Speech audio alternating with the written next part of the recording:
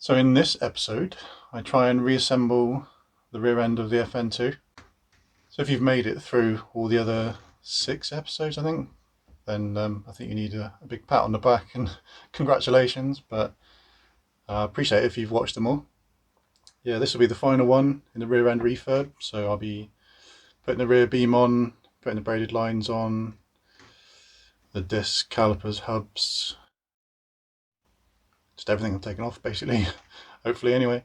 So yeah, we put it all back together. Unfortunately, I don't think I'll be able to take it for a test drive to at least experience what the Whiteline anti-roll bar is like, because I think I might have to go straight into the front end refurb. So I don't want to, typically if I go and take it out for a drive, it's going to rain, then I'll have to wait for the car to dry out again before I can underseal the front. So while it's nice and bone dry, I might do the front end refurb. I've got loads of parts already. I've got some new drive shafts. Got a big brake kit in the post, spacers, I've got camber bolts, and probably a bit like the rear end refurb, I'll just be sort of seeing what I need as I do it, because I'm not really all that familiar with the car, but there we are. So let's get started.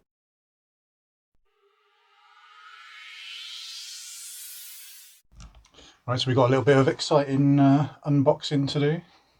That's not that exciting really, but I was quite impressed with these rubber things which go on top of the axle stands.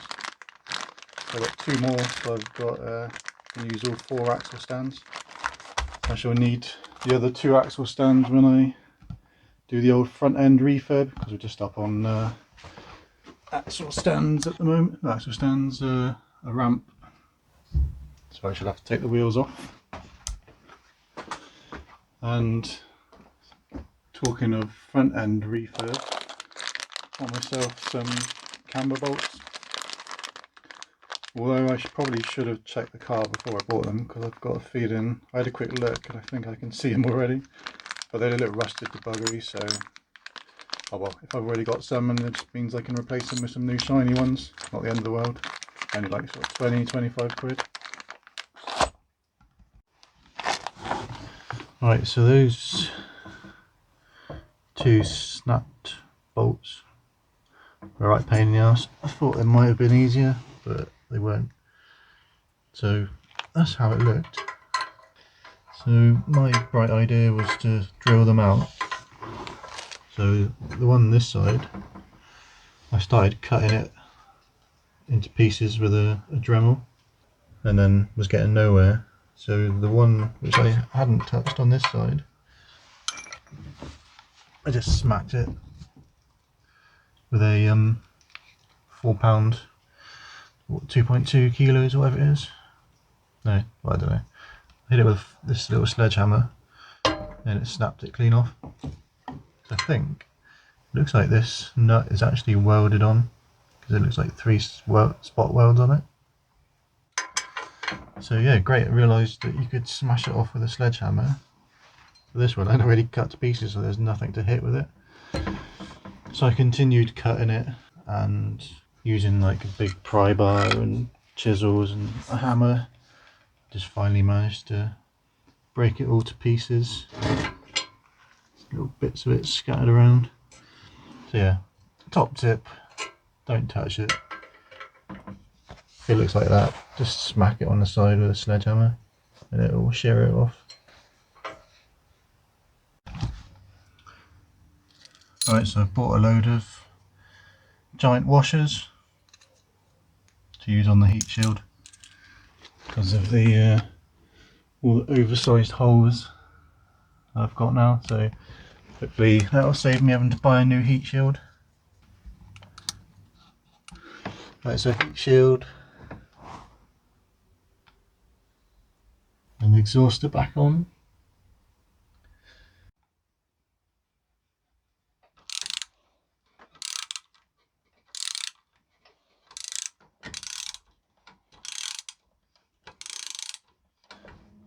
So this is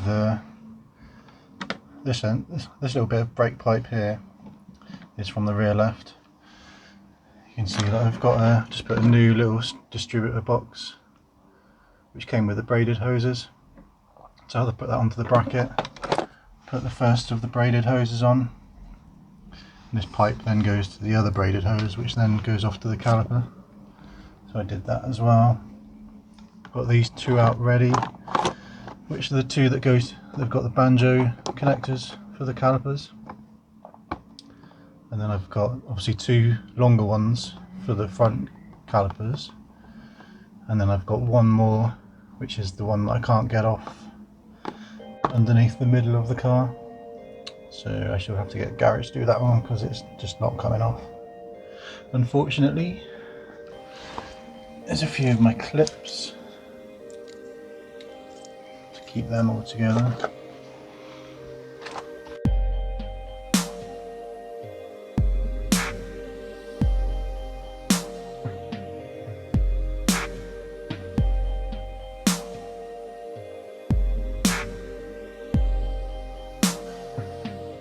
Right, so I've got the bolts in. So what I did was I tied this brake pipe up out of the way. You may not have this still attached to your car, it's because I couldn't free it back there somewhere. So I just hung it up out of the way. So it's quite handy having these big blocks of wood. So I went back and forwards to the left and right side, sort of slowly building up the wood underneath it. And when it was about the right height then, I sort of wiggled this around until the bolt went into the first part of the bush, or this end of the bush. Once you're in there, I had to get where the hub attaches, I'd have to get that up pretty horizontal before it would, and then I was just wiggling, sort of put some wood underneath it to take the weight of it, and then I was kind of wiggling sort of that way and that way just to try and find the threaded part of the hole at the back. But it wasn't too bad considering I was doing it on my own. It'd be a lot easier with two people, I guess, because one could wiggle it around while the other one was trying to get the bolt in properly. But I suppose instead of these, if you've got two trolley jacks with a bit of wood underneath, a bit of wood on top, sort of between the beam and the jack, that'd work just as well. Alright, so I didn't have much time to do stuff today, so what I've done is I've vapor rusted the little springs for the handbrake, and I've cleaned up my springs. I've used the rust treatment on that, and I've got and tomorrow I'll just give them a bit of a spray. Don't know how well it's going to show up, but there are little bits of rust on them. Not too bad, but still might as well treat them and spray them. Right, so a little bit of an error, nothing too drastic, but I don't think I'm going to be able to reinstall those little plastic, I don't know what you'd call them really. If I show you, it'd be easier. So these little things which go underneath the beam, I think I've used one of those holes to put a bolt through. So yeah, I don't think those will be going back on, but oh well. Not much I can do about that now. Shouldn't be too much of a problem, hopefully. So I've gone all out and bought some new pipe hose clips. Those things. Yes, I bought some new ones of them because the other ones were really old and crusty. So I thought, why not? Let's treat the girl to some new clips. So yeah, got about 6 or so of them. Right, so quick recap. What have I done? So I've bolted this bracket back on, which also has it's got the handbrake cable and one of the brake pipes. So those are bolted on. I have, oh god, I've bolted the distribution block, the bracket back on, and this bracket here as well. a bit in shadow really, but that attaches to the bracket as well.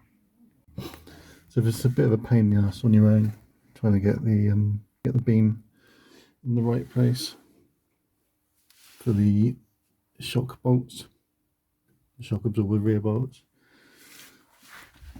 So obviously you're going to line up the holes perfectly. If you're not 100% sure that it's lined up properly, do it again. Make sure you're 100% right before you start screwing that in, that bolt, because you don't want to cross thread that. That'd be a right pain in the ass. So I've just got them in. I need to find out what the torque settings are. Yeah, and that's about as far as I've got. Alright, so I'm getting a bit of an issue. I think it's this bracket here. It's too far that way towards the hub. I mean, you can see just as it rests, this should be over here somewhere. Obviously the braided hose is going to be poking out about that far. I've just looked on my old one and I think it does look like this bracket is too close to the hub. Right, so I've bent this bracket that way a bit.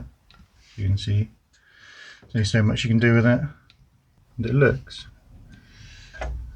and this is not touching the beam, and I think it's going to be just about right. Should just be alright, I reckon. What I might do is attach the braided line to this, get it all locked into position, and then I'll come back to this and tighten it up. So these two I've bolted back on. One is the little drop link for the, what I believe is the auto leveling headlight drop link thing, and the other one is the bracket for the handbrake cable.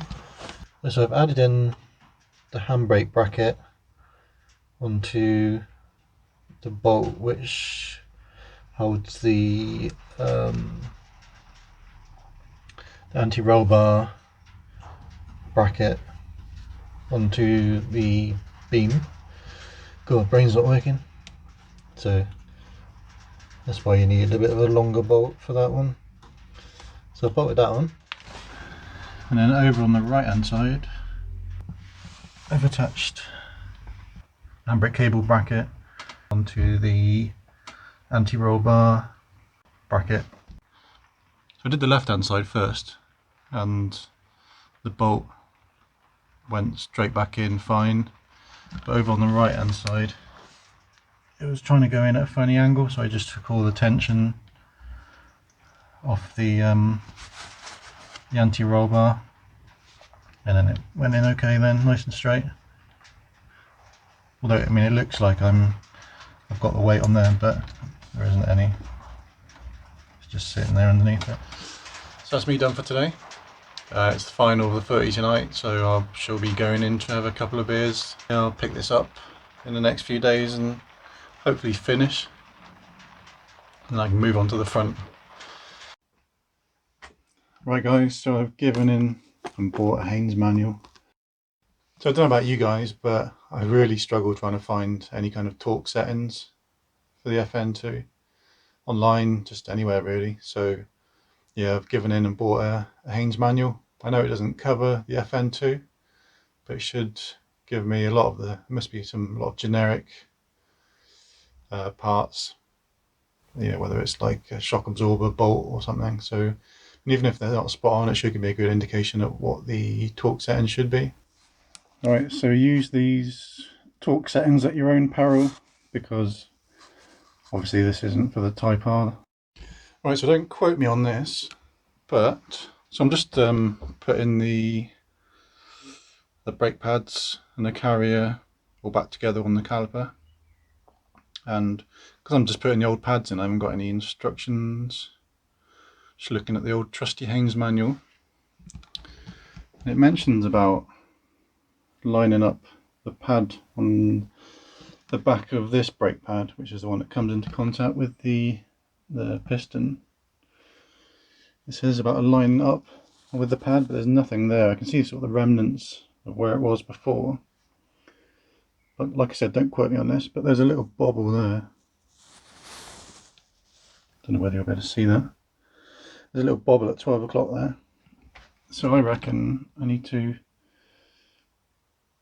turn the piston so one of the grooves is at 12 o'clock as well, so that little bobble goes into there.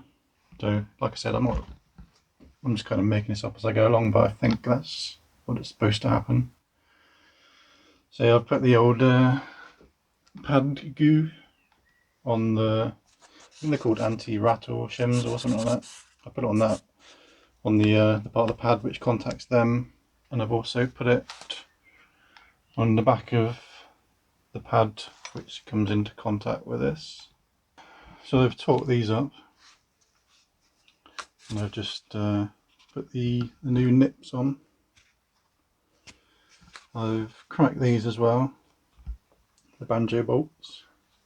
So what I'm going to do now is go and suspend these again from the shocks, so I can get the new braided lines on and connected up, and then hopefully all the brake pipes connected up as they should be. I've screwed the brake pipe into the braided line and put a new clip on there. While I was doing it, I was holding the caliper like in the same sort of position it's going to be in, so I didn't twist the braided line. So that's on. That was a bit of a pain in the ass. It seemed to, it didn't want to go in straight here. Now that that's in, I should hopefully be able to go and tighten the bracket on the end of this, which secures the brake pipe and the handbrake cable. And over on the left, I've done the same. I had to connect it there first,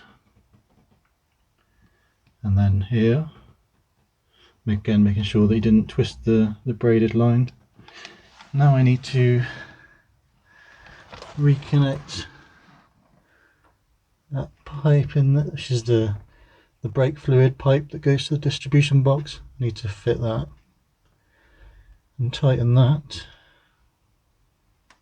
That's the line that comes from under the car. It's a bit of a pain in the ass really, because you can see that cable there above it. Well, I don't know whether it's a cable, but whatever it is. So make sure that the bracket over which undoes there is undone, so you can move it out the way, so you can get your 10mm brake pipe spanner on that pipe there. I've connected the braided line from the distribution box to that little bit of brake pipe there. So here's some more torque settings for, you know, like I said before, this isn't for the Type R. This is, the Haynes manual is crap, and it's just for I think it's like the petrol, all the other models basically, the petrol and diesel ones, but not the Type R. So yeah, like I said, because I can't get torque settings for the Type R, I'm just going to have to use these. It's the best I got really. Right, so as you can see, we've got the hubs on. What can I say about that? So not sure whether you're supposed to, but I copper greased the surface on the beam that the hub attaches to. I also put a little bit of copper grease on each of the 4 bolts as well. But yeah, like I said, not sure if you're supposed to or not, but there we are. I've torqued them up. I have connected the ABS sensor, run the lead back round under there to those crappy little clips up there, and plugged it in and everything. That one, right hand side, is relatively straightforward. So left hand side, not quite as straightforward. Did the same as the other side, but the haven't got much room. The little crappy clip that's down here that holds onto the connection that broke, so I've got a trusty, I've pushed the boat out, I've gone for a Mighty Car Mods cable tie on that one. Now the main pain in the ass with this one was this bolt. It kept trying to cross thread. So as I was started to first few turns, I noticed it started touching the cogs there, which it shouldn't do because none of the others do. Tried to physically hold the bolt upwards to make it go in straight, but it went in alright eventually. So that was a bit of a pain in the ass. I have torqued that up. I've torqued up the bolts that go through the poly bushes. Not sure whether you're supposed to wait until the weight's on the wheels or not. And there we are. I'm just going to give the discs a clean, get them back on. Sure, copper grease this surface as well, and then possibly put the brake calipers back on. Yeah, so don't be a numpty like me and put an L on the right hand side and an R on the left hand side. Oh dear, as if it's not bloody hard enough as it is. So just doing the old finishing touches. Let me show you what I've done. So there's still a bit of plastic trims back in. So I've torqued up the bolts, bolt the caliper onto the hub. I've torqued up the banjo bolt there. I've put the handbrake mechanism back on. I've put this spring back on. Must admit it took a while to remember which way round it went on, but let me see if I can get a little shot of it for someone else who might struggle like me. Let me see if I can come in from this. So hopefully that'll help someone else. Because yeah, I really couldn't remember which way around it went on. So over on the rear left, I put that bit of trim back on as well, the one that hides the fuel pipes. And obviously that bit of trim there. Done all the same shizzle on this side, torquing bolts and handbrake bracket and spring back on. So rather excitingly, I think that's me done. Just time for some slow motion footage, I think.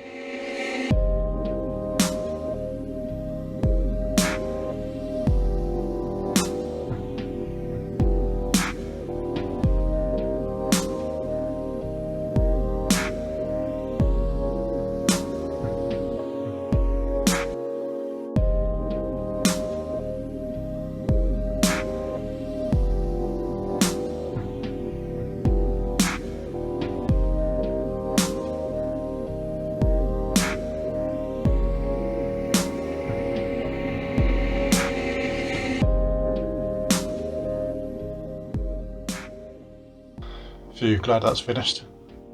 So thanks for watching as always. Please like and subscribe, comment below, hit that notification bell, and well, thanks to Danny at Dino Days for promoting the channel as always. And yeah, don't forget to go and subscribe to him if you haven't already. I'm sure you have.